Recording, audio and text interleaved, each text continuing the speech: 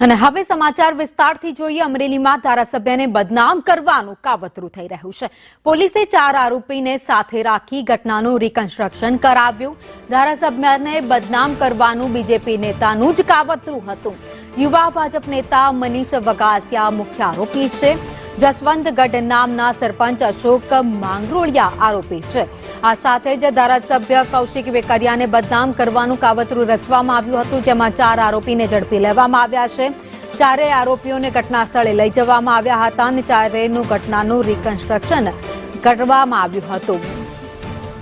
તો Amreli cyber crime local crime બ્રાન્ચની ટીમો સાથે રહી અને પ્રથમ સાયબર ક્રાઇમ ઓફિસ પહોંચી હતી। ત્યારબાદ મુખ્ય આરોપી મનીષ વગાસિયાની ઓફિસ પોલીસે આરોપી પહોંચી હતી અને ત્યાંથી તેની ધરપકડ કરવામાં આવી હતી।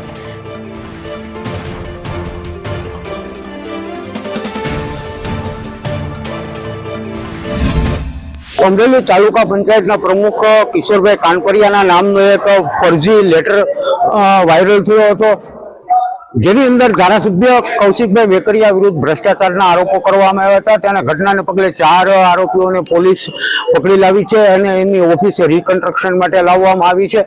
અને આ રિકન્સ્ટ્રક્શન લાવવા માટે 3 ગાડીની અંદર પોલીસ ચુસ્ત બંદોબસ્ત વચ્ચે આરોપીને લાવવામાં આવી છે। હાલ તેની ઓફિસમાં રિકન્સ્ટ્રક્શન થઈ રહ્યું છે અને આની અંદર મોટા માથાઓ સંડોવાયેલા હોય તેવી પૂરેપૂરી શક્યતાઓ પોલીસને મળે તેવી સંભાવના છે। સૂર્યકાંત